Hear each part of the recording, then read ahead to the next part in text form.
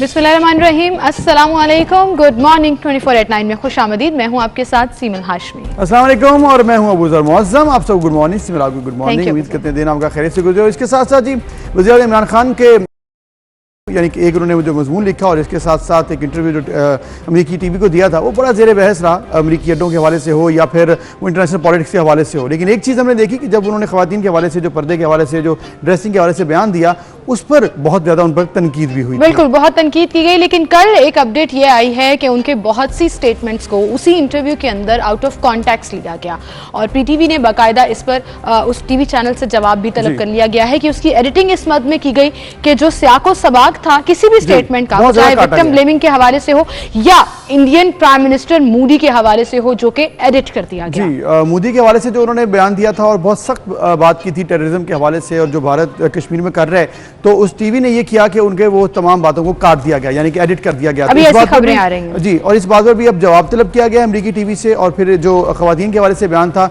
उस पर भी जवाब तलब किया गया और ये भी कहा गया है कि अगर ये जवाब ना दिया गया वक्त पर और वजह ना बताई गई तो फिर पीटीवी के पास तमाम जो रिकॉर्ड मौजूद है तो पीटीवी उसको नशर भी कर सकता है। बिल्कुल, चलें जी, बहरहाल इस पर हम बात करेंगे। पॉलिटिकली भी कुछ स्टोरीज हैं जो आज डिस्कस करनी है। क्या करने जा रही है तहरीक इंसाफ की हुकूमत, क्या क्या गिरवी रखने जा रही है अपना खसारा पूरा करने के लिए, और इसके साथ साथ जो हम आज बात करेंगे पाकिस्तान सुपर लीग के हवाले से बात करेंगे। जी, अब फाइनल में दो टीमें हमारे पास पहुंच गई हैं, पेशावर ज़ल्मी और इसके साथ साथ मुल्तान सुल्तान जो आज खेलेगा। और खेल की बात हो रही है, आज खेल की बात हो रही है तो आज वर्ल्ड ओलंपिक्स डे भी है, उस पर भी हम बात करेंगे। जी, और इसके साथ साथ बहुत से अहम टॉपिक्स हैं, हम नजर डालेंगे टॉप स्टोरीज पर और जानेंगे कि सबसे पहले हम आज क्या डिस्कस करने वाले हैं। जी, सबसे पहले हम बात करेंगे जी खजाना भरने के लिए मोटरवेज और हवाई अड्डे गिरवी रखे जाएंगे। वफाकी काबीना ने मंजूरी दे दी। मुल्की असासों के एवज 1800 अरब रुपए के अजारा सुकूक बॉन्ड जारी होंगे। Islamabad airport, Lahore airport, Multan airport शामिल है, जबकि M3 और इस्लामाबाद चकवाल मोटरवे को भी गिरवी रखा जाएगा। बजट में 3420 अरब रुपए का खसारा कैसे पूरा होगा, ये सबका सवाल है। क्या मिनी बजट आएगा, क्या नए टैक्स लगाए जाएंगे? मेजर रिटायर्ड तारिक सादिक ने तोपों का रुख अपनी हुकूमत की तरफ भी मोड़ दिया। कहा, गैर मुंतखब अफराद वज़ीर आज़म को गुमराह करते हैं। इमरान खान हकीकी तब्दीली चाहते हैं तो लग्गड़ क्लब को फारिग करना होगा। इसके साथ साथ पाकिस्तान सुपर लीग सुपर मुकाबले, पेशावर ज़ल्मी इस्लामाबाद यूनाइटेड को हराकर फाइनल में पहुंच गई। इस्लामाबाद यूनाइटेड के 175 रन पेशावर ज़ल्मी ने हदफ 17वें ओवर में 2 विकेटों के नुकसान पर पूरा कर लिया। और इसके साथ साथ अब कल फाइनल होगा मुल्तान सुल्तान के साथ। पाकिस्तान समेत दुनिया भर में वर्ल्ड ओलंपिक्स डे आज मनाया जा रहा है। ओलंपिक्स डे मनाने का मकसद दुनिया के एथलीट्स में इसकी अहमियत को उजागर करना है। ओलंपिक्स का हिस्सा लेने वाले और रहने वाले पाकिस्तान के साबिक हॉकी प्लेयर रेहान बट आज हमारे मेहमान होंगे। इसके अलावा आज प्रोग्राम में हमारी बड़ी खास मेहमान होंगी 300 से ज्यादा आर्टिकल लिखने वाली Asma Tariq. Digital platform Pakistan leadership school के जरिए 1000 से ज्यादा तलबा को ऑनलाइन ट्रेनिंग देने वाली हैं।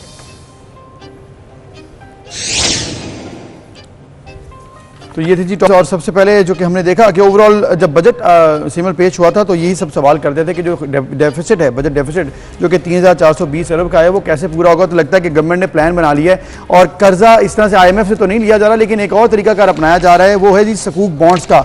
और उसके लिए जो श्योरिटी या सिक्योरिटी रखी जा रही है वो बड़ी कल से जहर बहस है कि पाकिस्तान के नेशनल हाईवेज हों, एयरपोर्ट्स हों और इसके अलावा मोटरवेज जो हैं उनको एज ए सिक्योरिटी रखा जाएगा ये बॉन्ड्स के लिए, इसके एवज और फिर रकम ली जाएगी। बिल्कुल, इन बॉन्ड्स के एवज रकम ली जाएगी। लेकिन ये वही चीज़ है जिस पर ऑपोजिशन को जब वो गवर्नमेंट में थी तहरीक इंसाफ तनकीद का निशाना बनाती थी और मुसलसल उनके एजेंडे में ये शामिल था कि किस तरीके से मुल्क को गिरवी रखा जा रहा है अपनी इकनॉमी सिचुएशन को बेहतर करने के लिए और इसके साथ साथ कर्जा लेने के लिए या पैसे मांगने के लिए आप अपनी मोटरवेज, अपने एयरपोर्ट्स जो हैं वो गिरवी रख देते हैं। अब इससे पहले भी ये सिचुएशन है, ऑलरेडी गिरवी हैं बहुत सी चीजें, लेकिन अब क्या होगा? जो नया एयरपोर्ट बन रहा है या जो नई सिचुएशन पूरे क्लियर हो रही है, जैसे मुल्तान एयरपोर्ट को भी शामिल कर लिया गया, इस्लामाबाद एयरपोर्ट नया एयरपोर्ट बना है, तो क्या उसको गिरवी रख दिया जाएगा और उसके एवज जो रकम ली जा रही है उससे क्या किया जाएगा, और क्यों इतना जरूरी है वो रकम लेना, जबकि आपने बजट में कहा कि हम तो जीडीपी हमारी ग्रोथ बहुत अच्छी जा रही है,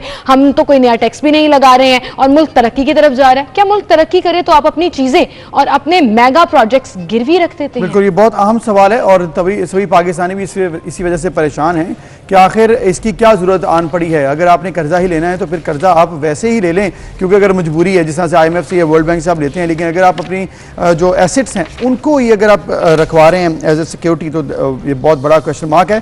तो अब ये इसकी आखिर वजह क्या है और इसके क्या इम्पैक्ट हो सकते हैं इस बड़ी डिसीजन के, इस पर हम बात करेंगे। नासिर बेग चुगताई साहब हमारे साथ मौजूद हैं, सीनियर तजज़ियाकार, सीनियर सहाफ़ी हैं और बड़े ज़बरदस्त तरीके से बड़ी डिटेल में हमारे साथ जो है गुफ्तगू करते हैं। सुबह सुबह तो लोगों के लिए बड़ी आसानी बन जाती है समझने में मामलात को। अस्सलाम वालेकुम नासिर बेग चुगताई साहब। जी अस्सलाम वालेकुम और सुबह बखैर। थैंक यू चुगताई साहब। ये बहुत बड़ी कल जी खबर आ गई, विफाई काबीना ने सकूक बॉन्ड जारी करने के लिए अब ऐलान कर दिया है, तकरीबन 1800 अरब रुपए लिए जाएंगे इसकी मद में। कैसे ये मतलब फिर वापस वही बात हो गई कि अपने एसेट्स को रखा जा रहा है गिरवी?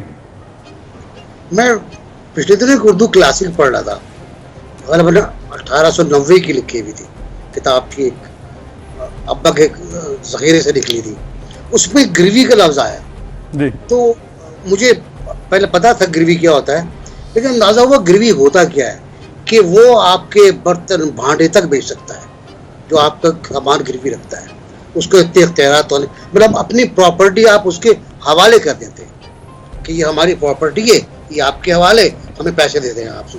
वो गोल्ड भी होता है, वो प्रॉपर्टी भी होती है, जायदाद भी होती है। अब मुल्कों के दरमियान हाल है, वो ये मुल्क क्या दे, मुल्क वो देंगे जो उनके पास है। एक बहुत बड़ी बात ये इस हुकूमत के लिए कि एक ऐसी चीज़ें उनके पास थी नवाज शरीफ की बनाई हुई जो वो गिरवी रख सकते हैं। गिरवी कब रखता है आदमी? जब उसके पास कुछ बचा ना हो, उसको कोई कर्ज देने को और तैयार ना हो। अब सऊदी अरब से आप 1.5 बिलियन डॉलर का तेल उधार ले रहे हैं, IMF से आप पैसे ले चुके हैं, वर्ल्ड बैंक से आप पैसे ले चुके हैं, इसके अलावा और जो ग्रुप्स हैं मुख्तलिफ, ADP है, उससे आप मुख्तलिफ कर्ज ले चुके हैं। तो सकूक बॉन्ड आप जारी करते रहते हैं, और ये पहली बार जारी नहीं की इस गवर्नमेंट ने, इस गवर्नमेंट ने ये शायद तीसरी बार जारी किया है। अच्छा, इस गवर्नमेंट से क्यों हम ज़्यादा परेशान होते हैं इन बातों पर? बिल्कुल सही कहा आपने कि इन्होंने तो ये कहा था ना कि हम नहीं करेंगे, ये इन्होंने यही कहा था कि ना हम तेल की कीमत बढ़ाएंगे, ना हम गैस की कीमत बढ़ाएंगे, ना हम इनकम टैक्स बढ़ाएंगे, ना हम अपने सामान गिरवी रखेंगे, ना हम IMF के पास जाएंगे। तब्दीली का नारा था जिसकी वजह से सब लोग बिल्कुल मुतासिर हुए, उन्होंने वोट दिए, जितने वोट दे सकते थे लोग उन्होंने वोट दिए, लेकिन वो तब्दीली गायब हो गई, तब्दीली गुम हो गई।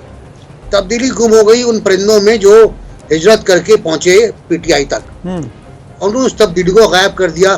फिर पुराना निज़ाम वापस आ गया, फिर पुराने वजीर वापस आ गए। आप देखिए ना, वजीर खजाना साहब पहले भी पीपल्स पार्टी के थे, अब पीपल्स पार्टी के। तो जो फिलॉसफी ऑफ फाइनेंसिस है और बजट है, लोन लेने की है, वो तो वही रही जो पुरानी थी। कोई नया नजरिया नहीं आया, कोई नई थीम नहीं आई, पुराने ही फलसफे पर काम हो रहा है। तो ये बॉन्ड जारी हो रहा है। अब इस्लामाबाद एयरपोर्ट, मुल्तान एयरपोर्ट, अब बंडी बिटियां लाहौर एक्सप्रेसवे वगैरह सब आप गिरवी रख देंगे सुकूक बॉन्ड के जरिए, और वो भी कर्जा ही है, और फिर उससे कर्ज लेंगे आप, फिर पे करेंगे पे। और कितना पे करेंगे भाई, कितना कर्जा हो चुका है सोचे आप। और फिर उसके लिए भी चुगताई साहब, उसके लिए भी ये कहा जाता है कि हम पुराने कर्जे उतारने के लिए कर्जा ले रहे हैं, हमें तो अभी कर्जे की जरूरत ही नहीं है। दूसरी तरफ आपकी GDP भी 3.94 है, आपने टैक्स भी नहीं लगाया, स्टेट ऑफ द आर्ट आपने बजट भी पेश कर दिया, लेकिन पैसे आपके पास है नहीं, गिरवी चीजें आप रखते हैं। वो जैसे कहते हैं ना, सफेद पोशी का भरम शायद रख रही है पंजाब हुकूमत और पाकिस्तान हुकूमत, लेकिन वहीं पर जो एक भरम कायम नहीं रह रहा है वो वफाक और सिंध के मामले पर है। मुसलसल प्रेस कॉन्फ्रेंसेस चल रही हैं, मुसलसल लफ्जी वार चल रहे हैं, और हम भी इस टॉपिक को डिस्कस करते हुए काफी दिन ही हो गए, लेकिन किसी एक साइड से भी लीनियंसी नजर नहीं आ रही है, और वो लड़ाई ऐसा लग रहा है बस तूल पकड़ती जा रही है। देखिए, मैं ये दोनों ही बता सकते हैं कि क्या दुश्मनी है इनकी आपस की, कौन सी जमीनें किससे खाली हैं, एक दूसरे की कब्जे हो गए हैं, तजावुजात कायम कर दी गई हैं। लेकिन मेरा अपना ख्याल ये है कि ये एक ऐसी लड़ाई, इसका कोई रिजल्ट नहीं है। देखिए, वफाक जब चाहता है सिंध पे चढ़ाई कर देता है।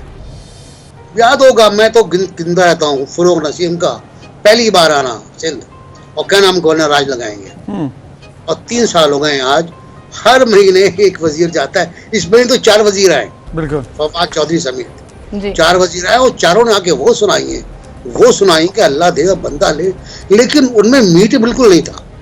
अगर मैं कहूँ कि कोई दलाइल थे, उनका ये था कि कर्जा खा जाते हैं, ये जोकर है। एक साहब ने टीवी पर बैठकर कहा जरदारी साहब को कि जोकर है, ये कर्जा खा जाते हैं, ये जो पैसे मिलते, पीटीआई पैसे देती है इनको। जी जी, यार अल्लाह का खौफ करें, पीटीआई पैसे कहाँ से लाएगी? उसके पास तो अपने पैसे नहीं है, वो तो पैसे को उतार ले रही है, वो कहाँ से पैसे देगी? पैसे सूबे देते हैं वफाक को, बिल्कुल कलेक्शन होती है, लेकिन वो कलेक्शन होती है और उससे हिस्सा मिलता है, और वो हिस्सा सिंध कहता है हमें पूरा नहीं मिलता। सिंध को आप बंद करते हैं, पूरा मिलता है। अच्छा, दूसरा ये कि एक साहब आए, उन्होंने कहा कि ऑडिट कराना चाहिए जी के साहबात का, बिल्कुल सही बात है, बिल्कुल उसूल की बात है, लेकिन ऑडिटर जनरल ऑफ पाकिस्तान जो है वो किस काम के लिए है? बिल्कुल ऑडिट करता है ना, उसने एक ऑडिट किया था आपका कोरोना फंड का, उसकी रिपोर्ट आपने रोक ली है, वो जारी नहीं होने दे रहे आप, तो वो कोरोना फंड की रिपोर्ट भी कम से कम जारी कर दें। अच्छा, वफाक का मैं एक बात अर्ज करूँ कि वफाक और सिंध का जो मसला है वो एक अजीब नुकसान सिंध को हो रहा है। बिजली नहीं कराची पाकिस्तान में, सिंध के बिजली नहीं है, पानी नहीं है, K4 जो प्रोजेक्ट है फेडरल गवर्नमेंट का, उस पर अमल नहीं हो रहा।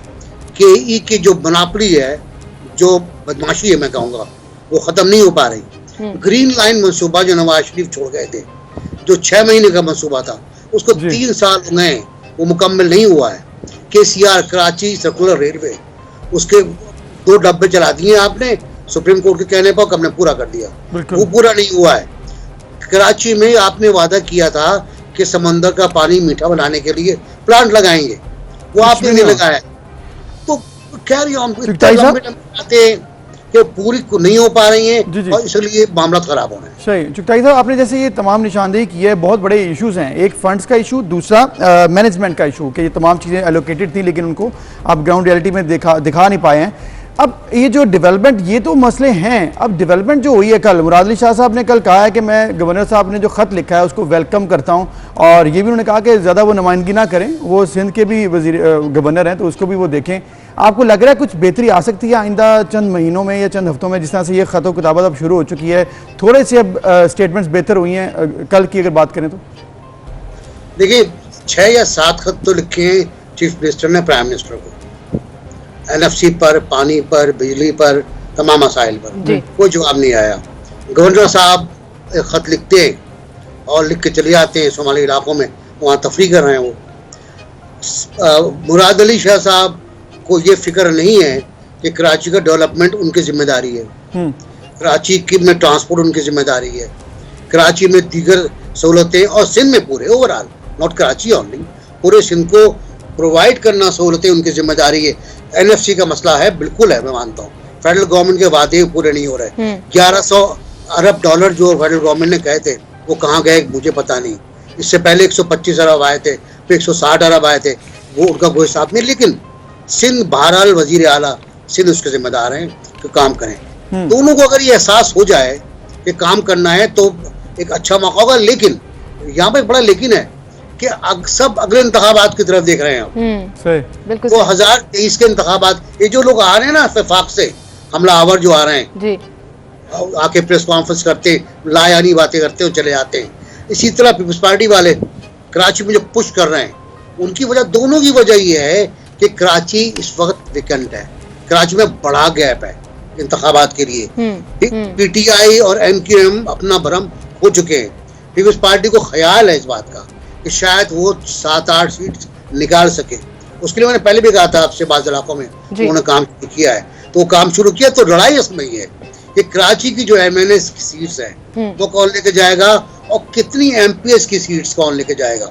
MQM कहती है वज़ीर आला हमारा होगा, नहीं आता वज़ीर आला, उनका कैसे हो सकता है? बिल्कुल सही। चुगताई साहब, जैसे आपने कहा कि पीपल्स पार्टी को अपना स्पेस नजर आ रहा है और ज़िमनी इंतखाबात के बाद ऑब्वियसली उनका कॉन्फिडेंस जो है वो बढ़ भी गया, लेकिन वहीं पर कल जैसे आप मुराद अली शाह साहब का जिक्र कर रहे थे, उन्होंने कहा था इमरान खान का काम गलियां या नालों की सफाई नहीं है। जैसे आपने मेगा प्रोजेक्ट्स का जिक्र किया, विफाक का काम है वो करें, लेकिन उस पर कोई बात नहीं करता। कल आपने वुज़रा का जिक्र किया तो कल मोअम्मन खसूसी शहबाज गिल दौरा सिंध पर मौजूद थे, वहां पर उन्होंने कहा हम पीपल्स पार्टी के रहमो करम पर नहीं आवाम को छोड़ते। तो 3 साल से वो तमाम एमएनएस जो सिर्फ, अगर हम सिंध नहीं सिर्फ कराची का ही जिक्र कर लें, वो तमाम एमपीएस जो वहां से इलेक्ट हुए हैं, मैं सेलेक्ट नहीं कह रही हूं, इलेक्ट हुए हैं, वो कहां हैं? क्या वो आवाम को नजर आ रहे हैं? क्या उनको नजर आ रहा है आवाम की परेशानी क्या है?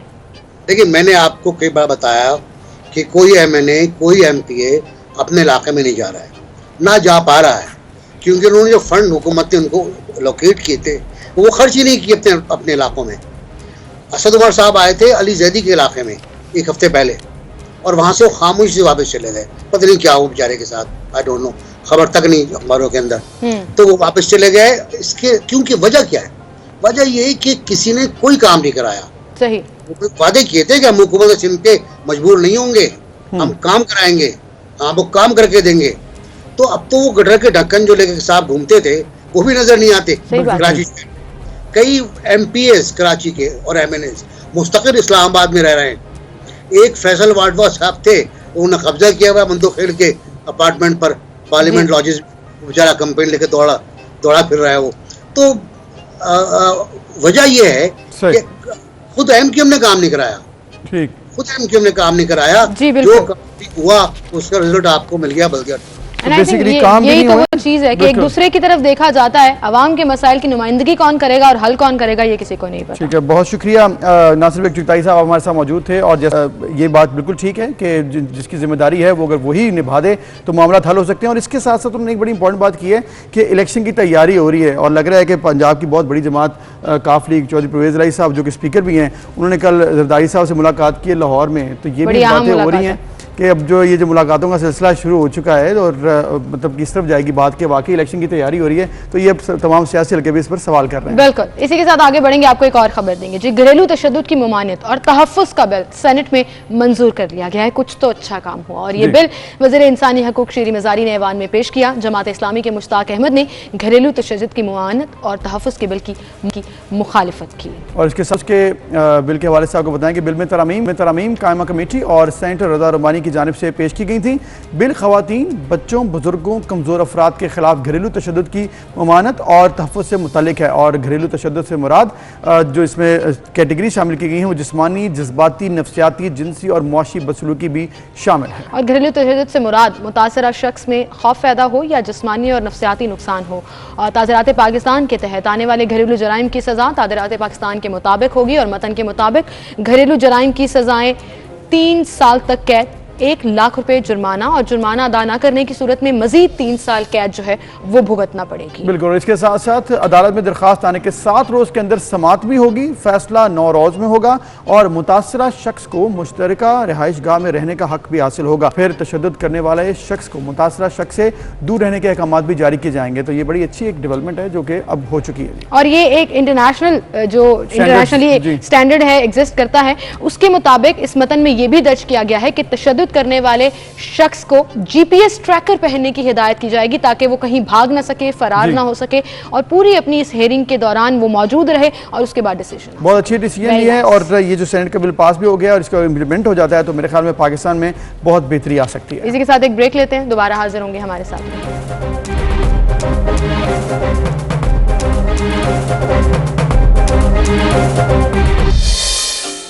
वेलकम बैक नाज़रीन। हम बात करें कोरोना वायरस के हवाले से। अच्छी खबरें ये आ रही हैं जी कि इस वक्त रेशो भी ग्रेजुअली कम जा रही है, और जो पॉजिटिव केसेस हैं वो भी 1000 से नीचे हैं। 930 रिपोर्ट हुए गुज़िश्ता 24 घंटों में। अमवात जो हैं वो 39 रिपोर्ट हुई हैं। और वैक्सीनेशन के हवाले से भी अब ये खबर है कि 20 लाख मजीद वैक्सीन पहुँच चुकी हैं, और अब आइंदा चंद दिनों में ये मामला सब सेटल हो जाए। बिल्कुल, लास्ट वीक जो प्रॉब्लम था कि किल्लत आ रही है वैक्सीन की, वो अब बात खत्म हो गई है। वैक्सीन पहुँचा दी गई हैं सेंटर्स में, और लोगों को लगाई भी जा रही हैं। हाँ, अलबत्ता जहाँ पर कुछ प्रॉब्लम आ रही है वहाँ पर सेकेंड उसको रीएडजस्ट किया जा रहा है, रीस्केड्यूल किया जा रहा है और वो सेंटर टू सेंटर वेरी कर रहा है। इसके साथ साथ जहां हम कोविड की बात कर रहे हैं वहीं पर शहरी होशियार हो जाएं और खास तौर पर पंजाब और लाहौर में जहां गैस्ट्रो की वबा फूट पड़ी है, सरकारी अस्पतालों के इमरजेंसी वार्ड्स मरीजों से भर गए हैं। लाहौर में कोरोना के बाद गैस्ट्रो की वबा ने सर उठा लिया है और दिन ब दिन इनकी तादाद में इजाफा हो रहा है। जी, और ये बताया जा रहा है कि 2000 लाहौरी अस्पताल पहुंचे थे इमरजेंसी में, तो हम उम्मीद करते हैं कि जल्द से जल्द इसको सेटल भी कर लिया जाएगा और लोग जो हैं वो भी मजीद एहतियात करेंगे। देखें एक बेड पे दो पेशेंट्स को ट्रीट किया जा रहा है। तो इसके साथ और चीज बड़ी इंपॉर्टेंट वो है पाकिस्तान की क्रिकेट PSL के हवाले से। अब जी फाइनल टीमों का दोनों का डिसीजन हो चुका है, पेशावर ज़ल्मी और मुकाबला होगा मुल्तान सुल्तान के दरमियान कल। लेकिन कल जो मैच हुआ वो बड़ा इंटरेस्टिंग था जी। इस्लामाबाद यूनाइटेड बिल्कुल ढेर हो गई और कुछ परफॉर्म ना कर सकी। इस पर हम बात करेंगे। स्पोर्ट्स एनालिस्ट अब्दुल सत्तार हाशमी साहब हमारे साथ मौजूद हैं। अस्सलाम वालेकुम हाशमी साहब, अब हमारे पास फाइनल की 2 टीमें आ चुकी हैं, फाइनली हम फाइनल में पहुंच गए हैं। जी बिल्कुल पहुंचे हैं और बड़े दिलचस्प मैचों के बाद पहुंचे हैं। जी बिल्कुल, लोगों की तवक्को से हट के। अच्छा, लोग एक्सपेक्ट कर रहे थे इस्लामाबाद को सामने आते हुए, लेकिन बदकिस्मती से 10 मैचेस में से 8 मैच जीतने वाले आखिरी 2 मैच जो है वो हार गए। बिल्कुल वाकई में उनकी बदकिस्मती। तो क्रिकेट में बेसिकली आजमी साहब होता है ऐसे ही है कि मतलब फेवरेट टीम्स जो हैं वो एकदम अगर नॉकआउट में हार जाएं तो फिर सारा टूर्नामेंट जो है वो एकदम डिफरेंट चेंज हो जाता है। ये बताइएगा कि जो कल का जो मैच था इस्लामाबाद और पेशावर में, आपको लगा कि पेशावर ने मतलब 17वें ओवर में ही 177 रन का जो 174 रन का जो टारगेट था वो बड़ी आसानी से पूरा कर लिया, बड़ी कॉन्फिडेंट लग रही है, सिर्फ 2 विकेट्स आउट हुए। तो आपको कितने लगते हैं, कॉन्फिडेंस कितना है इस पर पेशावर में? देखिए इसमें एक बड़ा फर्क जो है ना वो हजरत रजाई का था। उन्होंने बहुत ही खूबसूरत बैटिंग की और बहुत जबरदस्त बल्लेबाजी की, ये एक बुनियादी फर्क था। अब दूसरा मैं ये समझता हूँ कि इस्लामाबाद जो है ना वो शुरू से ही जैसे कहते हैं ना पिट गई थी कि पहले ओवर्स में ही उसको मुश्किल का शिकार होना पड़ा। तो हमारे यहाँ ये होता है कि जो ओपनर्स अगर चल पड़े तो फिर मिडल ऑर्डर चलता है, अगर ओपनर्स नहीं चलते तो मिडल ऑर्डर भी नहीं चलता। तो अगर हसन के 45 रन इसमें ना प्लस करते तो इस्लामाबाद के पास कुछ भी नहीं था। तो इस तरह से जब इन्होंने पेशावर वालों ने अच्छा स्टार्ट लिया तो फिर वो स्टार्ट लेते ही चले गए और रन बनते ही चले गए। जी हाशमी साहब, जिस तरह से आपने बताया कि ये वजह थी आपको लगी कि हसन अली की परफॉर्मेंस और दीगर इस तरह से आपको लग रहा है अब फाइनल अगर आ चुका है, मुल्तान सुल्तान की अगर आप एनालिसिस करें अब तक की परफॉर्मेंस और साथ आप रखें पेशावर को, दोनों टीम्स को अगर कंपैरिजन करते हैं आपको क्या लग रहा है, दोनों में से इस वक्त आपको फेवरेट कौन नजर आ रहा है?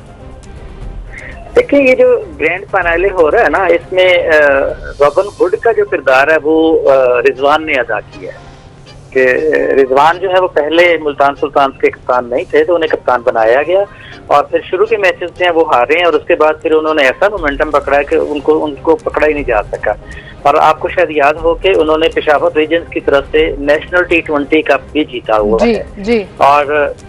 और ये कि वो बड़ी अच्छी प्लानिंग के साथ आते हैं अपने साथ, यानी शान मसूद भी बहुत अच्छी ओपनिंग कर रहे हैं, तो ये मकसूद बहुत फॉर्म में है।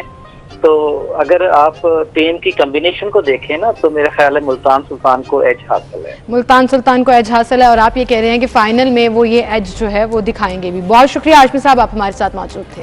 और इसके साथ साथ जी अब हम उम्मीद करते हैं कि जिस तरह से एक ज़बरदस्त फाइनल भी होगा और पाकिस्तान के जो क्रिकेट के शौकीन हैं उन्होंने बड़ा ज़बरदस्त मैच देखने को बड़ा जोर लगा कर आई हैं तो डिजर्व करती हैं।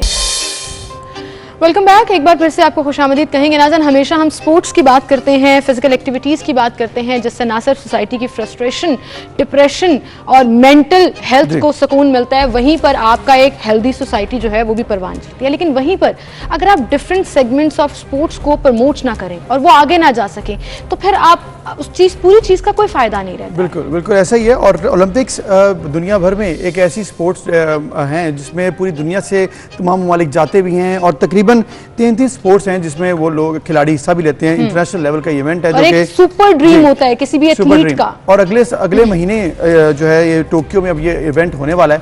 लेकिन इस चीज़ में एक चीज़ इंपॉर्टेंट है, वहीं पर जहाँ पर दुनिया भर से खिलाड़ी जा रहे हैं, हमने ये देखा कि पाकिस्तान ने कभी भी ओलंपिक्स में उस तरह से परफॉर्म नहीं किया, पाकिस्तान की कभी भी टीम्स उस तरह से नहीं गई, सिवाय कि हॉकी के जहाँ पर थोड़ी सी परफॉर्मेंस है, लेकिन इतनी ज़्यादा आपके स्पोर्ट्स इंडस्ट्री है वहाँ पर कहीं पर काम नहीं हो सका। हॉकी का आपने जिक्र किया, 90s में 3 मेडल जो है पाकिस्तान हॉकी टीम जो है वो ओलंपिक्स में जीत चुकी है, लेकिन उसके बाद कहीं किसी फील्ड में उस तरह से नुमाइंदगी नहीं हो सकी। इस पर हम बात करेंगे। फॉर्मर हॉकी कप्तान और पाकिस्तान हॉकी टीम के कोच रेहान भट्ट साहब हमारे साथ स्टूडियो में मौजूद हैं। अस्सलाम वालेकुम, क्या हाल चाल? मिस करता है ग्राउंड वैसे आपको आपकी हॉकी को और आपकी वो पूरी गेम को। एक प्लेयर का ख्वाब होता है ओलंपिक्स में जाना और परफॉर्म करना, हम सिर्फ हॉकी नहीं बाकी स्पोर्ट्स में भी कहाँ पीछे रह गए? पहले तो मैं ये कहूँगा कि ये जो आपने बात की एक ख्वाब होता है, और जब मैंने हॉकी स्टार्ट की थी तो मेरा भी एक ड्रीम था कि मैं ओलंपिक्स में पार्टिसिपेट करूँ। मैंने 3 ओलंपिक गेम्स में पार्टिसिपेट किया, 2004, 8 एंड 12। और जितने बड़े बड़े स्पोर्ट्समैन जिसमें यूसेन बोल्ट और जितने जो भी आप नाम ले लें, हम सब से मिले, बैठे, खाना एक डाइनिंग हॉल होता है। तो जो आपने दूसरी बात की है कि स्पोर्ट्स में दूसरी स्पोर्ट्स में हम कहाँ पीछे रह गए या क्या कमियाँ हैं, मेरे ख्याल से पीछे कितने ही सालों से सिर्फ हॉकी एक वाहिद गेम थी जो क्वालिफाई करती थी, बाकी सब गेम्स, या बॉक्सिंग करती थी, स्क्वॉश करती थी, लेकिन बाकी सब गेम्स जो थी वो वाइल्ड कार्ड एंट्रीज होती थी। उसमें अगर आप दूसरी गेमों को अगर आप स्पोर्ट नहीं करेंगे, क्योंकि अगर आपकी फेडरेशंस आपके पास फंड नहीं है, आप उनको ट्रेनिंग उस मयार की नहीं दे सकते हैं, तो फिर आपका क्वालिफाई करना भी मुश्किल हो जाता है। तो मेरे ख्याल से कि हमारी गवर्नमेंट जो है सिर्फ, मेरे ख्याल से अभी तो क्रिकेट ही एक गेम ऐसी रह गई है जिसके ऊपर फोकस किया जाता है। वो ओलंपिक्स में है नहीं। हाँ, वो ओलंपिक्स में है नहीं। और बाकी गेम जो सेकंड पे हॉकी आती थी, हॉकी को जरा थोड़ा साइडलाइन कर दिया गया, लेकिन अल्हम्दुलिल्लाह अभी दोबारा सोचा जा रहा है इसके बारे में। ये हमारी नेशनल गेम है, इसको रिवाइव किया जाए, और इसके लिए बड़ा ज़रूरी है, हमारी हॉकी का रिवाइव होना बड़ा ज़रूरी है, क्योंकि वाहिद ये एक गेम है कि जिसमें हम ओलंपिक्स में पहले मेडल ला चुके हैं। हम अगर थोड़ी सी मेहनत और करेंगे तो हम दोबारा उस स्टेज पे। बट साहब, आपने एक जिक्र किया ना, जबकि स्क्वॉश में हम जाते थे, आपने हॉकी का थे, हम सब कुछ पास्ट टेंस पे कर रहे हैं ऐसे, क्योंकि हमारे अब हाल अगर देखें तो हमने ये देखा है कि हमने रिसेंटली कुछ इंटरव्यूज़ किए, कुछ खवातीन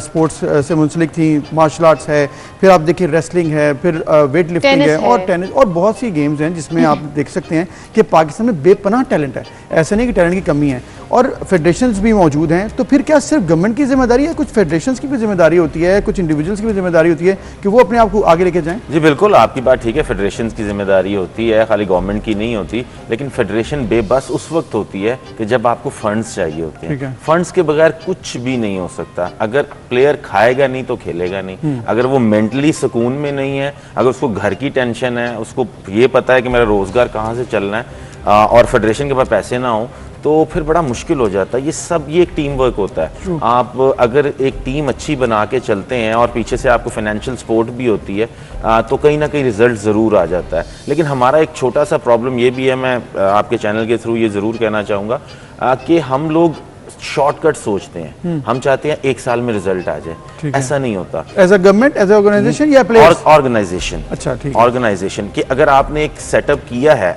फर्ज करें कि आप कोई भी गेम उठा लें, आपने फॉरेनर कोच हायर किया, ठीक है, 1 साल में रिजल्ट नहीं आ सकता। आप 1 साल के बाद जो है गवर्नमेंट कहती है यार क्या कर रहे हैं आप लोग, या क्या रिजल्ट क्या है, रिजल्ट मांगते हैं कि जी हमें चैंपियन बना के दिखाओ। रिजल्ट क्या है? मैं आपको इसकी छोटी सी मिसाल दूंगा। ऐसे नहीं होता कि आज फंड दिया कल रिजल्ट आ जाएगा और हम ऐसे ये कभी भी नहीं हो सकता कि रातों रात कोई मैजिक तो नहीं है कि आप ऐसे छड़ी घुमाएंगे तो सुबह रिजल्ट आ जाएगा। मैं आपको एक मिसाल देता हूँ। बेल्जियम टीम ने कोच हायर किए बाहर से हॉकी को ऊपर ले जाने के लिए। 9 साल के बाद वो वर्ल्ड चैंपियन बने। 9 साल के बाद, 9 साल उन्होंने मेहनत की, 9 साल में एक टीम बनी, और उसके बाद रिजल्ट आया। हमारे इधर प्रॉब्लम ये है कि हम लोग ट्रस्ट नहीं करते किसी के ऊपर कि अगर आपको ये जिम्मेदारी दी गई है, इस पे ट्रस्ट किया जाए। हाँ, 4 साल इसको देखें, अगर 4 साल में आपको इंप्रूवमेंट नजर नहीं आती या रिजल्ट नहीं आता, तो फिर यहाँ पे तो 3 महीने में जवाब तलब होना शुरू हो जाते हैं कि खिलाड़ी परफॉर्म नहीं कर रहे। इतनी जल्दी रिजल्ट्स नहीं आ सकते। आपको लॉन्ग टर्म सोचना पड़ेगा। अगर आप लॉन्ग टर्म नहीं सोचेंगे तो कभी भी रिजल्ट्स नहीं। It's a long term investment जो आपको प्लेयर्स में करनी पड़ेगी। अच्छा, प्लेयर्स के बारे में बताएं, क्या हमारे में पोटेंशियल है, इनफ टैलेंट है कि हम इंटरनेशनली ना सिर्फ पाकिस्तान को रिप्रेजेंट कर सकें बल्कि जीत कर वापस आ सकें? हमारे मुल्क में, हमारी ज़मीन में वैसे ही, मिट्टी में वैसे ही बहुत टैलेंट है स्पोर्ट्स का। अगर आप हॉकी की बात करते हैं ना, हमारा 6 साल का बच्चा उसको हॉकी दे दें और इस वक्त जो वर्ल्ड चैंपियन है बेल्जियम हॉकी में, उसके बच्चे को 6 साल की को हॉकी पकड़ा दें, अच्छा। तो आपको फिजिकली ही हमारे बच्चे में नेचुरल टैलेंट नजर आएगा। ठीक है, लेकिन वो क्या होता है कि हम उस टैलेंट को नहीं करते, Polish नहीं करते। Polish नहीं करते, invest नहीं करते, वो इन्वेस्ट time नहीं नहीं करते। हमारा जो बच्चा है वो जब टीम के कैंप में आता है पाकिस्तान टीम के, तो तब जिम की शक्ल देखता है। ठीक है। और वो जो बच्चा है बेल्जियम वाला, वो 6 साल की उम्र से ही वहीं से जिम के साथ ट्रेनिंग चलता शुरू चलता चलता। बिल्कुल, बड़ा ज़बरदस्त पॉइंट उठाया आपने। बट साहब, जो कि आपने कहा है कि नेचुरल टैलेंट तो हमारे पास है, अब अगर हम देखें इंटरनेशनल लेवल पे जहाँ पर स्पोर्ट्स है, बहुत से डिपार्टमेंट्स हैं, बहुत सी इसमें सेक्टर्स हैं, आपको क्या लगता है कि पाकिस्तान को इस वक्त किस चीज़ पे फोकस करना चाहिए? बड़ी बड़ी तो होगी ना, हॉकी है, क्रिकेट, फुटबॉल, लेकिन बाकी जिस तरह रेसलिंग और वेट लिफ्टिंग, आपको कहाँ पर पोटेंशियल ज़्यादा नजर आता है जिसमें पाकिस्तान गवर्नमेंट को ज़्यादा फोकस करना तो चाहिए? मेरे ख्याल से बॉक्सिंग में बहुत पोटेंशियल। बॉक्सिंग में बॉक्सिंग एक ऐसी गेम है पाकिस्तान की, और बड़े बड़े अच्छे बॉक्सर हैं पाकिस्तान के पास। आप कराची लियारी चले जाएं, उसमें इतने इतने अच्छे बॉक्सर हैं, बट वही बात आ जाती है कि मेहनत कौन करेगा, ट्रेनिंग कहाँ पे ग्रूम होगी? कौन करेगा, ट्रेनिंग कैसे होगी? क्योंकि एक बच्चे को आप राह बच्चे को उठा के जब लेके आते हैं, तो खाली उसको ट्रेनिंग देना नहीं होता, उसको पढ़ाना सिखाना। जब आपका उसका मेंटल लेवल इस स्टेज पे चला जाएगा कि जब वो हर चीज़ को समझना शुरू हो जाएगा, तब वो सारी चीज़ों को एक्सेप्ट करेगा, तब आप उस लेवल को टच करेंगे। लेकिन हमारे वही बात कि हम लोग साल 1-1.5 में कहते हैं कि हमें रिजल्ट मिल जाए, ये सब डिमोलिश करके हमें छोटे यंगस्टर्स से के साथ काम करना चाहिए, अंडर 16, अंडर 17, और 6 साल के बाद वो जब 22 साल का हो, 23 साल का, तो फिर उससे आप इंटरनेशनल प्लेयर बनेगा।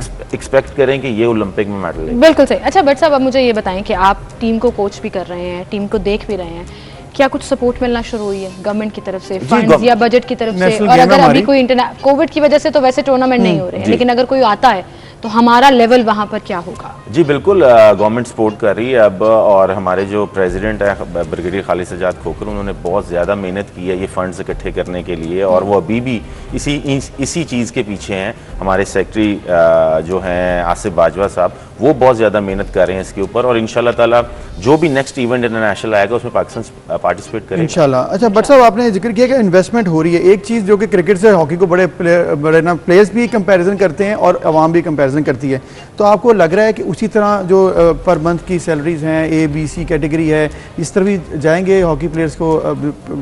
मेरे ख्याल से इस पे हम ना ही बात करें, क्योंकि अच्छा, क्योंकि हॉकी बेसिकली मैं हॉकी को ये कहता हूँ कि हम लोग जो है ना एक बहुत छोटे से, बेशक हॉकी पाकिस्तान की सेकंड इस वक्त गेम है, क्योंकि क्रिकेट नंबर 1 और हॉकी नंबर 2।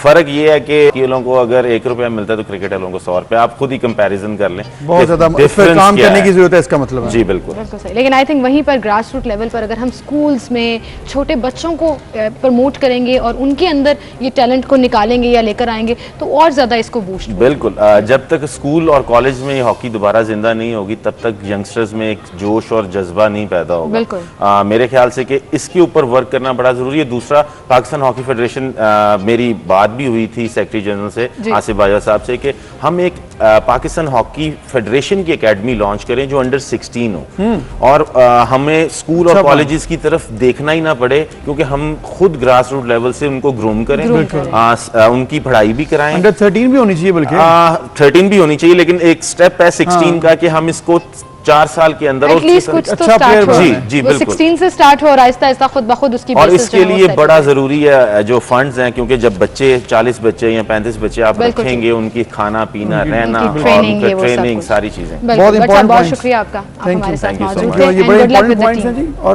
इसको पाकिस्तान गवर्नमेंट को भी देखना होगा कि अगर आपने स्पोर्ट्स में आगे जाना है तो इन्वेस्ट करना होगा, फाइनेंशियली भी, और टाइम देना बहुत जरूरी है। इसी के साथ एक ब्रेक लेते हैं, फिर हाजिर होंगे।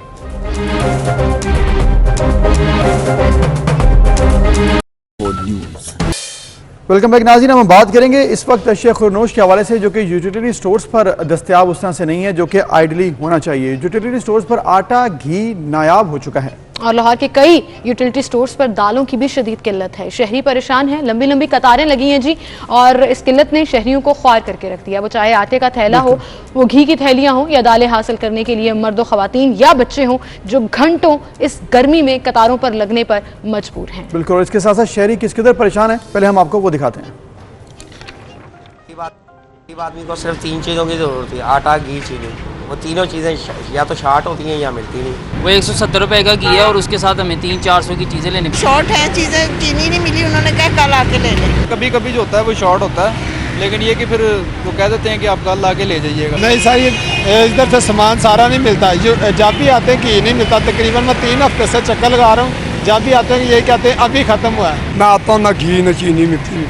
6 दिन में चक्कर लगा रहा हूँ। ये चीनी और पत्ती चाहिए थी, पत्ती मिल गई है और चीनी नहीं है। ये अभी कुछ भी नहीं है, स्टोर खाली है। चीनी भी नहीं है इनके पास। चीनी कहते कल आ जाएगी 12-1 बजे तक, पता कर लें। अभी आटा भी नहीं है, चीनी भी नहीं है। चीनी लेने यहाँ पे आए थे, चीनी हमें नहीं मिल रही। सर तकरीबन जब भी आया हूँ मुझे एक आध दफ़ा मिलता नहीं है कोई चीज़।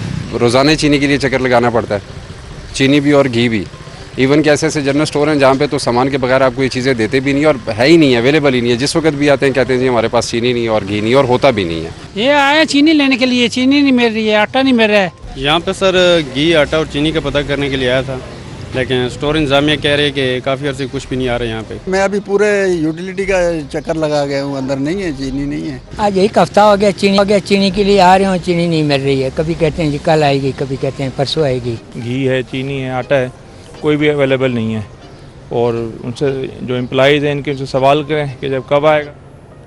तो सुना आटा है, चीनी है, घी है, और ये वो तमाम चीज़ें हैं जो बेसिक नेसेसिटीज़ हैं। और क्यों लोग यहाँ पर कतारों पे लगते हैं? क्योंकि उन्हें थोड़ी सी सब्सिडी चाहिए, उन्हें थोड़ी सी सस्ती चीज़ें चाहिए, और उसके लिए ये जो जलालत और ख्वारी मिल रही है यूटिलिटी स्टोर्स पर, वो आपके सामने। तो सिचुएशन है क्या, ऐसा क्यों हुआ, शहरी क्यों परेशान हैं? उमर लोधी साहब हमारे साथ हैं जो कि MD हैं यूटिलिटी स्टोर्स, उनसे हम जानेंगे। उमर लोधी साहब बहुत शुक्रिया, आपने वक्त दिया। लोगों से हमने बात की थी तो ऐसे लगा कि कुछ परेशानी है चीनी के हवाले से। आटा, घी जब लेने जाते हैं तो कहा जाता है कि अभी ख़त्म हुआ है। इस वक्त क्या सूरत हाल है? जी थैंक यू। मैं तो जी ये बिल्कुल इसका दावा नहीं करूँगा कि परफेक्ट होगी हर वक्त तरसील।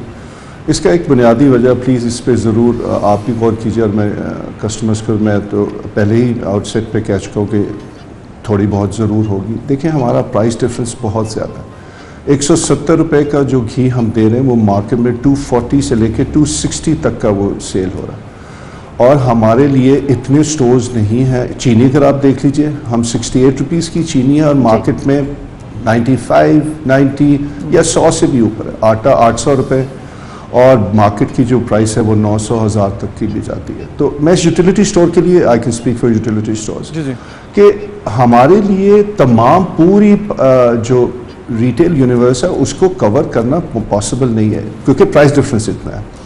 ज़रूर गैप्स होंगे, उनको हम फर्दर, और भी चीनी भी अभी हमारी तहसील जारी है, आटे की भी है और घी भी है। घी की प्राइसेस का ये हुआ है कि इंटरनेशनल मार्केट में वॉलेटाइल प्राइसेस रही हैं, मार्केट में प्राइसेस बहुत ऊपर गई हैं। हमारी पिछली जनवरी से लेके आज तक, 2020 जनवरी से लेके आज तक प्राइस घी की वही है।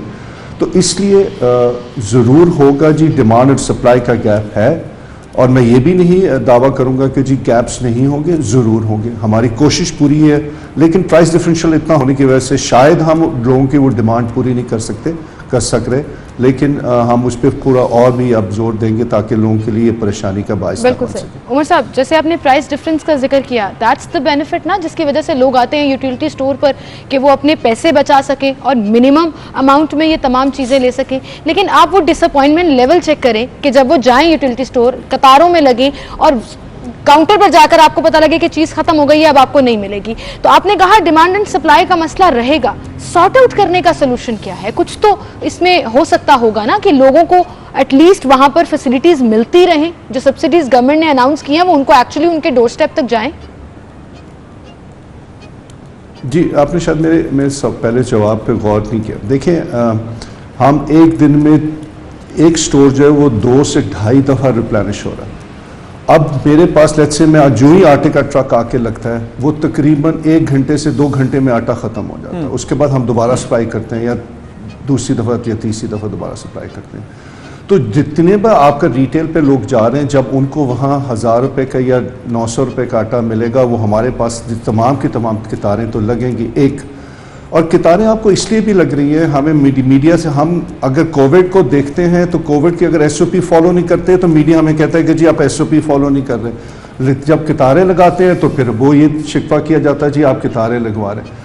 और रश भी उसी तरह हो जाता है। और मुझे एहसास है गर्मी है, लेकिन हमारी भी भाई से मजबूरी है, हमें कोविड के SOP को भी फॉलो करना है, हमें ये भी देखना है कि ताकि उतने लोग आ सके, लोगों का रश भी आ जाता है और तमाम लोग अगर एक ही वक्त पे तो नहीं चले, अगर स्टैगर टाइम पे भी आते हैं तो लाइनें तो लगती हैं, फिर प्राइस डिफरेंशियल भी है, तो हमारी मजबूरियाँ भी हैं, लेकिन हमारी पूरी कोशिश है। आपका पॉइंट वैलिड है, मैं इसमें तो कोई बहस कर ही नहीं रहा कि हमें और अपने आप को इम्प्रूव करना है, लेकिन प्राइस डिफरेंशियल इतना ज़्यादा है कि लोगों की डिमांड, हमारे 4800 स्टोर हैं, क्या हम पूरी आबादी को केटर फॉर कर सकते हैं? Unfortunately not, we can not. तो वो जो रश है हमारी तरफ आता है प्राइस डिफरेंशियल होने की वजह से, इसलिए डिमांड एंड सप्लाई हमारी पूरी कोशिश है, लेकिन हम पूरे पाकिस्तान को सर्व नहीं कर सकते। और हमारी कोशिश है कि आने वाले वक्तों में हम अपने स्टोर्स भी बढ़ाएं ताकि लोगों की डिमांड और जाके उन लोगों के डोर स्टेप तक या उनके करीब हमारे स्टोर्स। मोदी साहब, आपने बात ठीक की कि 4800 स्टोर हैं वो केटर नहीं कर पाते, लेकिन अब चूंकि गवर्नमेंट ने इतना ज़्यादा प्राइस डिफरेंस भी, आपने जिस तरह बताया कि 68 रुपये मिल रही है,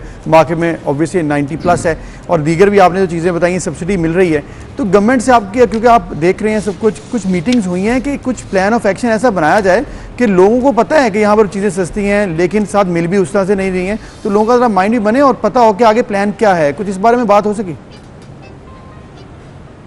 जी बिल्कुल, गवर्नमेंट ने आई थिंक पिछले अगर 2 साल में अब यूटिलिटी स्टोर की परफॉर्मेंस देखें, आई थिंक गवर्नमेंट ने बड़ा ऐसा तरीके से यूटिलिटी स्टोर्स को होंगी जी, जहां आप सर्विस सेक्टर में जाते हैं, you can not satisfy everybody, ज़रूर गैप्स होंगे, कस्टमर्स की शिकायत भी होंगी, लेकिन अगर इस रमज़ान का ही आप देख लीजिए, इस रमज़ान में हमने तकरीबन 24-26 अरब रुपए की सेल की है, तो वो सेल यही किया कि कस्टमर्स को उनकी डिमांड पूरी की, तो ये रमज़ान हमारा बहुत अच्छा गया। रमज़ान के बाद बिकॉज वोलेटाइल ऑयल प्राइसेस की वजह से और कुछ गवर्नमेंट का जहाँ तक है, गवर्नमेंट ने रिसोर्सेज भी दिए, गवर्नमेंट ने पैसे भी दिए, बहुत इतनी बड़ी सब्सिडी भी दी है, तो हमारी पूरी कोशिश है कि हम स्टोर भी बढ़ाएं और इस पर डेफिनेटली हम सोच नहीं रहे, इस पर हम एक्शन ले रहे हैं कि हमने आने वाले महीनों में कितने स्टोर्स और बढ़ाने और हमने इन्वेस्टमेंट्स क्या करनी है, स्टोर्स बड़े कैसे करने हैं, लोगों के लिए उधर कस्टमर सर्विस को कैसे इंप्रूव करना है, तो इस पे काम हो रहा है और जल्द ही आप इसका रिजल्ट भी देखेंगे इंशाल्लाह। बिल्कुल सही। अच्छा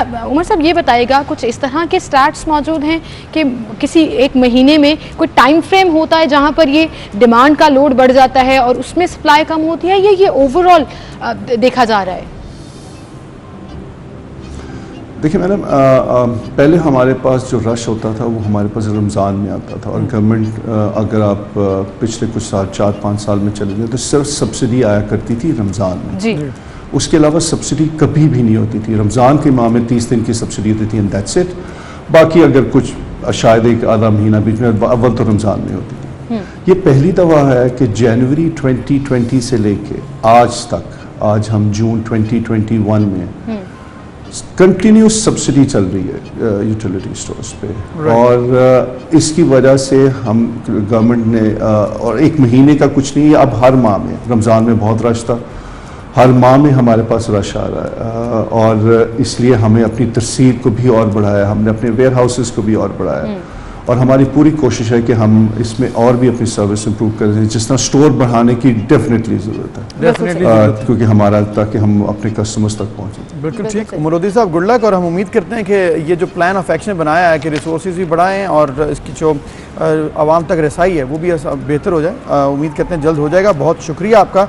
और अब भी ये जो सिचुएशन मुझे नज़र आ रही है, ये एक अच्छी चीज़ बताई है इन्होंने कि 1.5 साल से कंटिन्यूस सब्सिडी चल रही है, और अच्छे रेट्स पर अगर सब्सिडी चल रही हो तो लोगों को मिल भी रही हो, तो फिर थोड़ी सी कतारों में वो कह रहे हैं लगना थोड़ी मजबूरी बन जाती है। इनकी एक और बात मुझे अच्छी लगी, अब तो खैर हमने शुक्रिया भी अदा कर दिया, लेकिन वो ये थी कि वो डिनाई नहीं कर रहे थे, वो ये नहीं कह रहे थे कि प्रॉब्लम एग्जिस्ट नहीं करता, उन्होंने ये नहीं कहा कि ये प्रॉब्लम नहीं है, ही कन्फेस्ड इट, उन्होंने कहा प्रॉब्लम्स होती हैं, हम सॉर्ट आउट करने की कोशिश कर रहे हैं, and I think that's what we want तमाम डिपार्टमेंट से, तमाम इदारों से, कि गलती छुपाने से कुछ नहीं होता, उसको कन्फेस करके बेहतर करने के लिए काम करेंगे, तो हम आपको गुड लक भी विश करेंगे और दुआ भी करेंगे कि काम अच्छा हो जाए ताकि आवाम को सर्विसेज जो है वो मिल सके। एक ब्रेक लेते हैं, फिर मिलते हैं।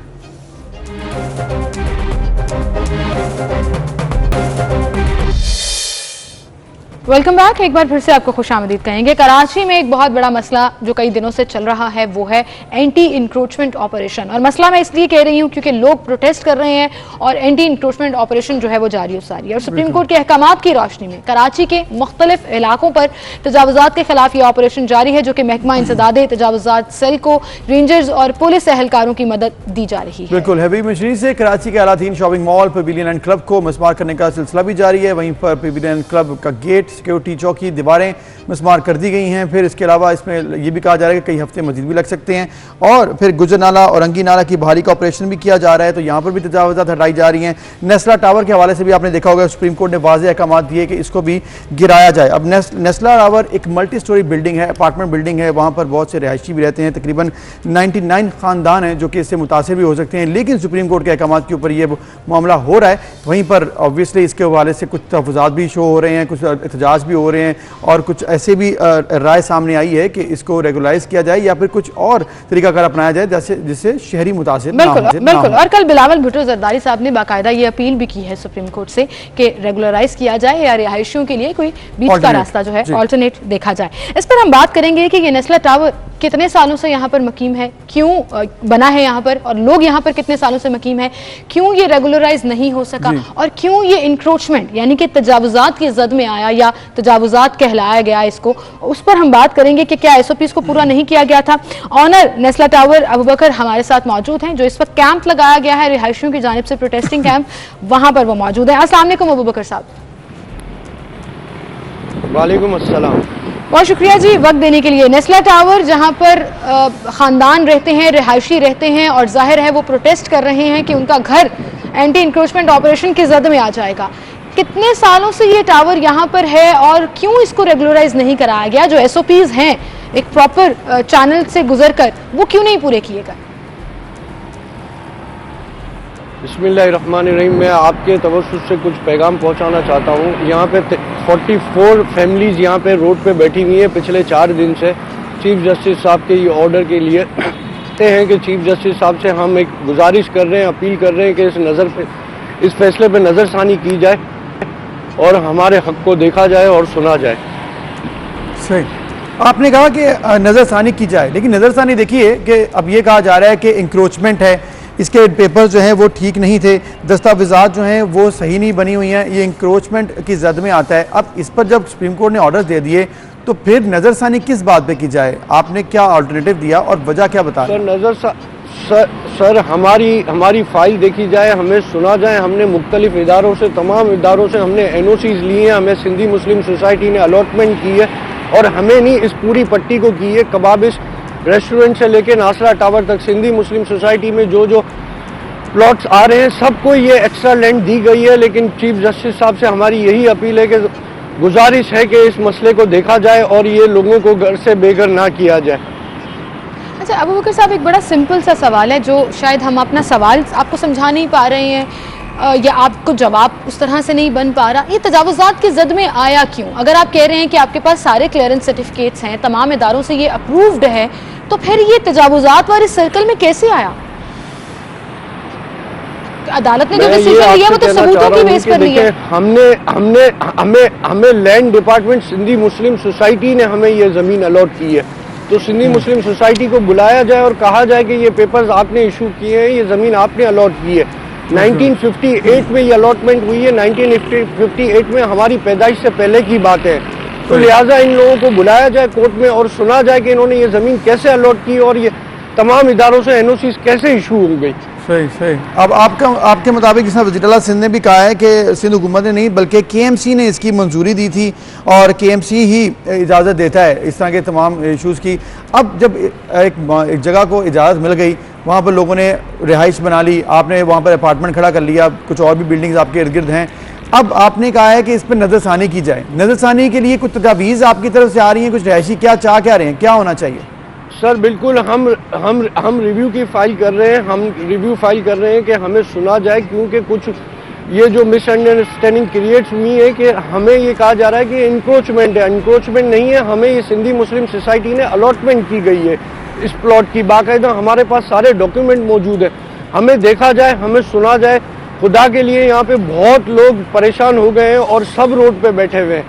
इन सब के घर मसमार किए जा रहे हैं। आपकी मेहरबानी होगी, हम आपसे अपील करते हैं हाथ जोड़ के तमाम इदारों से कि हमारे मसले को सुना जाए। ये इंक्रोचमेंट नहीं है, अलॉटमेंट है सिंधी मुस्लिम सोसाइटी की तरफ से 1958 में, और ये हमें नहीं पूरी पट्टी को दी गई है। तो लिहाजा हम आपसे हाथ जोड़ के अपील करते हैं कि हमारे केस को सुना जाए। बिल्कुल। अच्छा अबू बकर साहब, जैसे आपने कहा कि अमूमन ये भी बात की जाती है कि शायद यहाँ सस्ता ज़मीन मिल गई होगी क्योंकि कोर्ट में केस चल रहा है या कंट्रोवर्शियल ज़मीन है, तो लोगों ने जो रिहायशी हैं यहाँ पर उन्होंने सस्ते दामों खरीद लिया होगा, तो अब तो उनको इंक्रोचमेंट की जद में अगर वो आ रहा है तो छोड़ना पड़ेगा। उस वक्त क्यों नहीं चेक किया? ऐसी कोई बात नहीं है, क्योंकि हमने तो ऑफिशियल मार्केट वैल्यू के हिसाब से जो एक्स्ट्रा लैंड परचेज की है सिंधी मुस्लिम को, उसको ऑफिशियल पेमेंट की है मार्केट रेट से। हमारे पास तो तमाम दस्तावेज, एक आम आदमी जब फ्लैट बुक कराता है तो वो सिर्फ sale NOC and building approve plan दिखता है, उसके पीछे जो हमें 18-20 एनओसीज लेनी होती है वो लेने के बाद ही एनओसी मिलती है। तो हम कहाँ गलत हैं? हमने तो लीगल इदारों से एनओसीज लेके ये फ्लैट बुक किए। तो हमें सुना जाए मेहरबानी करके। हम बार बार दरख्वास्त कर रहे हैं चीफ जस्टिस साहब से कि हमें प्लीज सुना जाए। ये इंक्रोचमेंट नहीं है, अलॉटमेंट बाय सिंधी मुस्लिम है। जी जी, आपने कहा कि हमें सुना जाए, लेकिन केस चलता रहा है, ट्रायल हुआ है, वकला पेश हुए हैं, उन्होंने जवाब दिए हैं, केएमसी की तरफ से भी जवाब गया, सिंध हुकूमत की तरफ से गया, आपकी रिप्रेजेंटेशन भी हो गई, तमाम ये जो ऑनर्स की रिप्रेजेंटेशन हो गई। अब मामला ये है कि गवर्नमेंट और सुप्रीम कोर्ट तो इस बात पर अब है कि जो इंक्रोच एरिया है उसको तो हटाना है, उसकी वजह कोई भी नहीं होती है, जो इंक्रोचमेंट है वो है। सर हमारी आपसे सिर्फ ये गुजारिश है कि जिसने हमें ज़मीन दी है उसको कोर्ट में क्यों नहीं बुलाया जा रहा, उसको बुलाया जाए और उससे पूछा जाए कि आपने कैसे अलॉटमेंट की है। मेरे पास तो डॉक्यूमेंट है 1958 के, 1958 में तो हम पैदा भी नहीं हुए थे, पुरानी बातें हैं। तो मेहरबानी करके उनको बुलाया जाए, सिंधी मुस्लिम सोसाइटी को, केएमसी को, जिन्होंने हमें ये चीज़ें अलॉट की हैं, एसबीसी ने हमें अप्रूव की है, मास्टर प्लान ने हमें अप्रूव किया है। तो आप प्लीज़ उनको बुलाएं कि सिंधी मुस्लिम सोसाइटी को जो लैंड हमें जिसने अलॉट की है उसको क्यों नहीं बुला रहे सर? उसको बुला के उससे वजाहत पूछे कि इनका क्या कसूर है, आपने कैसे एनओसी दी? बिल्डिंग एक दिन में तो नहीं बनती, इसको 4 साल लगे बिल्डिंग बनते बनते। अबू बकर साहब, आपकी बात ये बिल्कुल ठीक है, और ये सवाल हमने एंटी इंक्रोचमेंट डायरेक्टर से भी पूछा कि बिल्डिंग एक दिन में नहीं बनती है, और ना ही ये ऐसे है कि आपने सुई में धागा डाला और किसी को पता नहीं लगा। तो जब बिल्डिंग बन रही थी तब क्यों नहीं देखा गया, तब क्यों नहीं पूछा गया? डायरेक्टर साहब ये भी कह रहे थे कि मुसलसल कोर्ट के नोटिस आते हैं, पता है ये जगह कॉन्ट्रोवर्शियल है, पता था कि ये टावर जो है वो क्लियर नहीं है। हमें फर्स्ट टाइम ये रमजान में इन्होंने हमें नोटिस इशू किया है, हमारे वकला साहब वहाँ मौजूद हुए, लेकिन उनको नहीं सुना गया, उनकी एप्लीकेशन डिसमिस की गई। तो हम आपसे यही अपील करते हैं कि तमाम इदारों को बुलाया जाए। हमारे वकला साहब भी ये रिक्वेस्ट कर रहे थे कि तमाम लोगों को बुलाया जाए और पूछा जाए, एविडेंस रिकॉर्ड कराया जाए, फिर जाके फैसला करे। ठीक है। अच्छा, आपके मुताबिक अभी सही तरह सुना नहीं गया और फैसला दे दिया गया तो उसको रिव्यू किया जाए। अब ये बताइए नहीं, अब ये बताइए, किसी से किसी का जब तनाजा होता है तो दोनों फरीकैन को बिठाया जाता है कि भाई आप दोनों सुनाए, फिर फैसला होता है। तो हमें सिंधी मुस्लिम सोसाइटी को हमारी दरख्वास्त है कि उनको बुलाया, उनसे पूछा जाए और तमाम इदारों को पूछा जाए कि ये कैसे एनओसी इशू हो गई। बिल्कुल, मेन शारा फैसल है, हम लोग अपनी मर्जी से यहाँ काम नहीं कर सकते। तमाम अथॉरिटीज से हमने डॉक्यूमेंट लिए हैं, हमें आज तक एक नोटिस मौसूल नहीं हुआ, इसके बावजूद हमें बिल्डिंग अप्रूवल, प्लिंथ वेरिफिकेशन सारी इशू हुई है। बिल्कुल सही, बिल्कुल सही। और आप ये चाह रहे हैं कि आपको सुना जाए और नज़रसानी की अपील भी की जाए। 44 फैमिलीज इस वक्त प्रोटेस्ट भी कर रही हैं और बाकायदा एक प्रोटेस्टिंग कैंप लगाया गया है। इम्तियाज़ अहमद साहब हमारे साथ मौजूद हैं, आप ही के साथ, जो यहाँ के रिहायशी हैं। इम्तियाज़ अहमद साहब, बताइएगा कि आप कितने अरसे से यहाँ पर मकीम हैं और क्या आपको अंदाज़ा था कि ये कंट्रोवर्शियल जगह है या यहाँ पर अदालत का कोई केस चल रहा है या ये तजावुज़ात की मद में आता है? नहीं, बिल्कुल भी नहीं। रिहायशी के तौर पे मैं आपको बताऊं कि तकरीबन 4 साल हो गए मैं इस बिल्डिंग में रहते हुए। इसके अलावा 4 साल के दौरान ये बिल्डिंग बनी, जब बिल्डिंग आधी से ज़्यादा कंस्ट्रक्ट हो गई थी, जब मैंने अपार्टमेंट बुक किया था, और एक शहरी के तौर पे जो सारी वेरिफिकेशन की जाती है वो हमने की। फिर बिल्डिंग कंप्लीट हुई, हमें पोजीशन दिया गया, 4 साल से हम रह रहे हैं, और हमारे लिए एक अचानक सरप्राइज़ आया है कि ये बिल्डिंग अनऑथराइज है, उसको तोड़ा जाए। तो हमारा तो सिर्फ एक ही सवाल है कि चीफ जस्टिस साहब का जो डिसीजन है वो बेशक इसका हम एहतराम करते हैं, लेकिन इसको हम कबूल नहीं करते। इसकी वजह यह है कि रेजिडेंट्स जो हैं, जो रिहायशी हैं, इनका पॉइंट ऑफ व्यू तो सुना ही नहीं गया है, ना किसी रेजिडेंट को सुना है, ना उनके लॉयर को सुना है। तो अगर इंसाफ देना है तो आप मुद्दे की बात तो सुने ना। बगैर सुने अगर आपको वन वे डिसीजन लेना है तो this is not a justice. आप हमें इंसाफ दें। हमारी सिर्फ एक गुजारिश है कि एक दफ़ा हमारी रिहायशियों की बात सुने, रिहायशियों के लॉयर को अपना पॉइंट ऑफ व्यू पुटअप करने का मौका दें, चीज़ों को गौर से देखें और फिर हमें बताएं कि हमारी क्या गलती है या पूरे बिल्डिंग के डॉक्यूमेंटेशन में क्या फॉल्ट है। अगर ये कहते हैं कि सिंधी मुस्लिम को इख्तियार नहीं है एक्स्ट्रा ज़मीन देने का, तो आप सिंधी मुस्लिम से पूछें। उन्होंने कहा कि आप जाने सिंधी मुस्लिम से जाने, तो हम सिंधी मुस्लिम से डॉक्यूमेंट्स ला के आपको देंगे, रिव्यू पिटीशन में वो आपको एविडेंस देंगे। आपसे सिर्फ एक गुजारिश है कि एक मौका दें, सारे डॉक्यूमेंट्स गौर से देखें, रेजिडेंट्स जो हैं उनके लॉयर का पॉइंट ऑफ व्यू सुने, किसी एक रेजिडेंट को 44 में से किसी एक की बात सुन लें और फिर उसके बाद गौर करें और फिर फैसला दें कि आपकी ये गलती है। हमें ये नहीं मालूम था कि पाकिस्तान का कानून चेंज हो गया है कि आपको कोई डॉक्यूमेंट्स नहीं देखने हैं, आपको अपार्टमेंट खरीदने से पहले सीधा सुप्रीम कोर्ट जाना है और चीफ जस्टिस साहब से पूछना है कि सर हम ये अपार्टमेंट खरीदे कि ना खरीदे, आप बताएं। तो आइंदा फिर हम यही करेंगे अगर यही इंसाफ है तो। सही मैं यही कहना चाहूँगा कि हमें इंसाफ दें, बोलने का मौका दें, हमारा मुद्दा सुने फिर फैसला दें। सही। इम्तियाज साहब आपने कहा है कि हमें तो हम खाली करेंगे नहीं, कहाँ जाएंगे हम? हमारी तो ये भी ताकत नहीं है कि किराए का कोई ले सके, तो किस बात पे हम घर खाली करें? ये तो बिल्कुल नामुमकिन है, घर खाली नहीं होगा, बिल्कुल भी नहीं होगा। सही। बहुत शुक्रिया आपका। ठीक है, इम्तियाज साहब ने तो कह दिया कि घर वो खाली नहीं करेंगे और एहतजाज कर रहे हैं। ये बताइएगा अबू बकर साहब, जिस तरह से इम्तियाज साहब भी रिहायशी हैं और बाकी भी रिहायशी, अब ये जो मामला है इस वक्त इंक्रोचमेंट का, ये कहा जा रहा है कि गिराने का काम शुरू हो चुका है, क्या वाकई की अभी वहां तक बात पहुंच गई है कि घर गिराए जा रहे हैं, सिस्टम शुरू हो चुका है अपार्टमेंट्स की, या फिर सिर्फ अभी बाय बाउंड्री वॉल तक ही पहुंचे हैं? नहीं, अभी हमें घर गिराने की यहाँ पे इस जगह पे कोई ऐसी नहीं है, ना अभी हमें नोटिस इशू किया गया है और हम बार बार रहम की अपील कर रहे हैं कि हमें सुना जाए, आपकी मेहरबानी होगी। हम आपसे गुजारिश करते हैं तमाम अलॉटीज, और हम सब यही गुजारिश कर रहे हैं कि हम रोड पे बैठे हुए हम लोग बर्बाद हो जाएंगे, आप इस फैसले पे नज़रसानी करें। बिल्कुल सही। ज़िंदगी भर की जमा पूंजी खर्च के आपने एक जगह खरीदी हो और वहाँ पर फिर ये इस तरह से कंट्रोवर्सी आ जाए। अबू बकर साहब जाते जाते ये कहिएगा, क्योंकि सिंध हुकूमत भी वही बात कर रही है जो आप बात कर रहे हैं कि नज़रसानी की जाए या अपील कर रही हैं कि रिव्यू जो है वो पूरे डिसीजन को किया जाए और देखा जाए। आपसे आकर किसी ने मुलाकात की है सिंध हुकूमत से या KMC से, क्योंकि आप लोग 4 दिन से प्रोटेस्ट करके सड़क पर कैंप लगाकर बैठे हैं? हम तो जहाँ जहाँ हर इदारों में जाके गुजारिश की अपील कर रहे हैं। हम सिंधी मुस्लिम सोसाइटी भी गए हैं, हम KMC इदारे भी गए, अथॉरिटीज़ के बाद गए, लेकिन वो सब तमाम लोग रिपोर्ट बना के दे चुके हैं। हमारी बस यही गुजारिश है कि इन रिपोर्टों को देखा जाए और इंसाफ किया जाए। हमारे ऊपर ये ऑर्डर किया गया है कि नस्ला टावर को डिमोलिश कर दें और इन्होंने इंक्रोचमेंट की है, लिहाजा हमारी यही अपील है कि इदारों को बुलाया जाए और उनसे पूछा जाए कि ये इंक्रोचमेंट कैसे हो गई। बिल्कुल ठीक, इंक्रोचमेंट हुई कैसे, और जब अब जो मुतासरीन है उनका ऑब्वियसली घर है वहाँ पर, तो वो मुतासर हो रहे हैं सबसे ज़्यादा।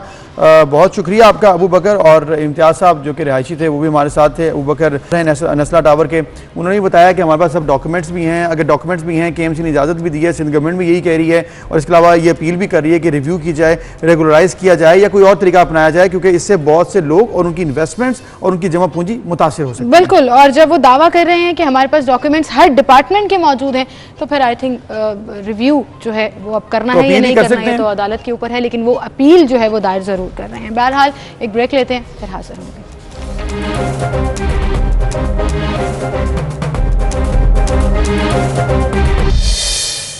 Welcome back. एक बार फिर से आपको खुशामदीद कहेंगे। अस्मा तारिक एक ऐसी शख्सियत जिनसे आज आपकी मुलाकात कराएंगे, उनका ताल्लुक गुजरात से है। ख़ुद तो तालीम उन्होंने हासिल की ही और अपनी पूरी की पूरी मेहनत जो है वो अपनी एजुकेशन पर लगाई, लेकिन उसके साथ साथ बहुत से स्टूडेंट्स, बहुत से ऐसे लोगों को ट्रेन किया, ख़ास तौर पर कोविड के दौरान डिजिटल प्लेटफॉर्म से, जिससे न सिर्फ उनकी अपनी ज़िंदगी में बेहतरी आई, बल्कि वो तमाम इंटर और मैट्रिक के जो स्टूडेंट्स थे वो डिजिटल प्लेटफॉर्म से सीखकर अपने लिए बहुत कुछ कर सके। बिल्कुल, तो जब इरादे आपके मजबूत हों तो कोई भी रुकावट जो है वो आड़े नहीं आती है। तो यही एक एग्जाम्पल अस्मा तारिक ने भी सेट की है, और उन्होंने 2021 में इंटरनेशनल कम्युनिटी स्टार्टअप ग्रांड में बुल अवार्ड जीता। इसके अलावा मिनिस्ट्री ऑफ ओंटारियो की तरफ से इंस्ट्रक्टर मुंतखब हुई हैं और यूट्यूब पर ज़ाती प्रोफेशनल पॉडकास्ट भी करती हैं, और बहुत ज़्यादा इंपॉर्टेंट बात कि 1000 से ज़्यादा तलबा को ऑनलाइन ट्रेनिंग दे रही हैं, 300 से ज़्यादा आर्टिकल लिखे हैं। तो ये सब कुछ कैसे कर लेती हैं अस्मा, कैसे उन्होंने ये इरादा बनाया, उनसे ही जानते हैं। अस्मा, बहुत शुक्रिया आपका, आपने वक्त दिया, बड़ी ज़बरदस्त अचीवमेंट्स हैं जी आपकी इसी छोटी सी उम्र में। बताइएगा अपने इस शानदार सफ़र के बारे में कुछ। जी बिल्कुल, बहुत शुक्रिया आपका। Basically that started as I mention that it's everything start with a pen.